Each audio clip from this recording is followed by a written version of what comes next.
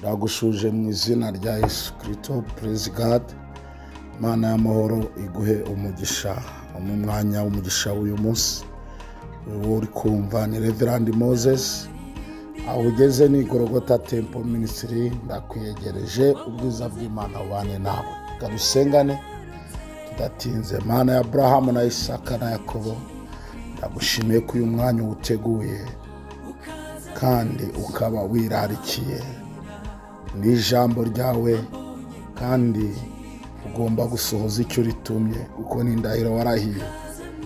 Niyo mpamvu mu izina rya Yesu ushimiye kubw'umuntu wese urarikiye kuryumva, izina rya Yesu, amen. Eka tudatinze rero, ni umwanya w'umugisha w'uyu munsi.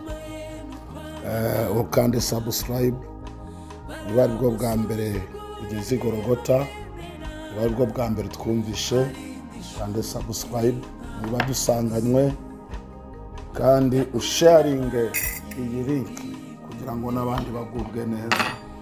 Mana y'amahoro iduhane umugisha. Ndakwegereje uri umugabane w'isi inyuranye, usanzwe udukurikira, Imana ikwishimira.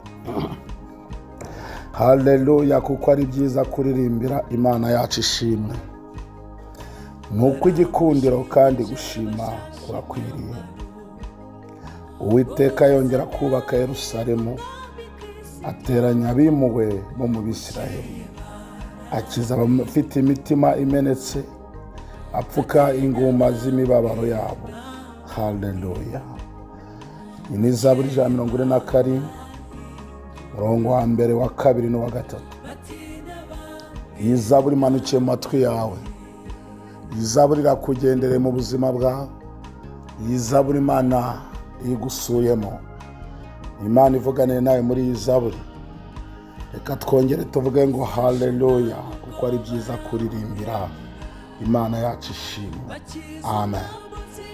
Ndagira ngo nkubwire ngo haleluya ni ubutsinzi. Ari ubutsinzi Imana imanuye mu mutima wawe. Ari ubutsinzi Imana imanuye ku buzima bwawe mu byo uri kunyuramo. Kandi reka nkwibutse ko ari ubutsinzi Imana yakoherereje. Ubona usohotse muri bya bindi cyagihe. N'ubu ngubu ibindi umwanzi yaraguteguriye. N'ubu ngubu ibindi byari bikuri imbere, Imana ibigusohoyemo, uri umutsinzi. Wongere nawe mvugire ngo haleluya. Zaburi 147 itangira ivuga ngo haleluya. Ngo haleluya, kuko ari byiza kuririmbira Imana yacu ishimwe. Hari indirimbo zigiye kumanikwa mu mutima wawe. Hari indirimbo Imana ikubatseho. Hari indirimbo Imana izanye muri wowe. Uraririmba ku byo ubonye Imana igiye kugukorera. Ubwira ko Imana ikiri mu ruhande rwawe, kandi nkubwira ko Imana igitanga indirimbo. Kandi indirimbo ziririmbisha abagihumeka. Indirimbo z'Imana ziracyamanukira imitima y'abantu, kandi ziririmbwa n'abakiriho. Uri umunyamahirwe rero kuko ukiriho.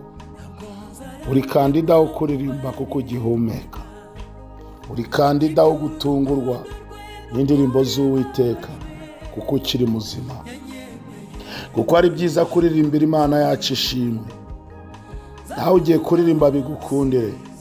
Nawe ugiye kubona ibitero uhimba mu ndirimbo.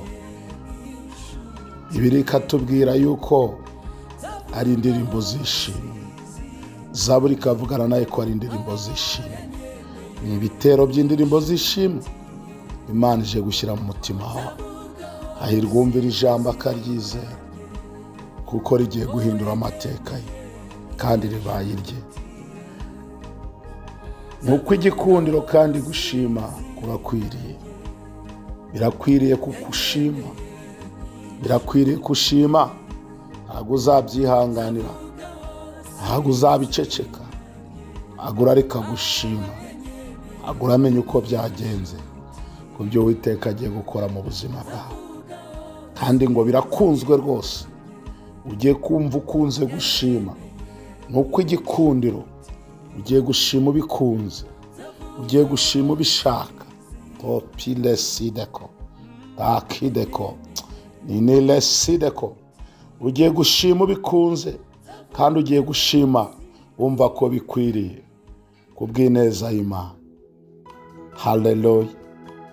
This is your prophesy in your life. Hallelujah. Live in this word because God is coming as soon as possible. Hallelujah. In your heart. God is coming. Oh, Pilesideko. Hallelujah. Hallelujah. Uwiteka yongera kubaka Yerusalemu, ateranya abimuwe bo mu Bisiraheli. Uwiteka yongera kubaka Yerusalemu. Hallelujah. Ibikoresho byo kukubaka ijuru riracyabifite.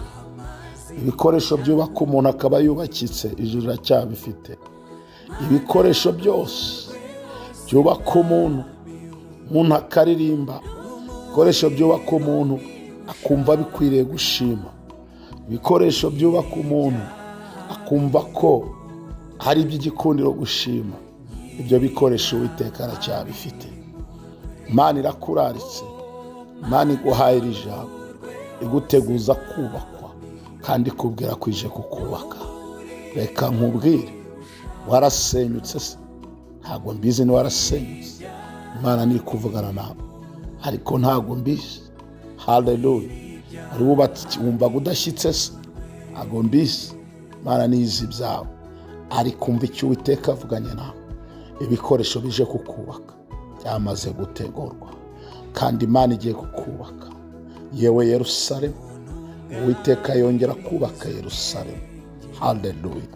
Yewe Yerusalemu, ugiye kongera wubakwe. Hallelujah.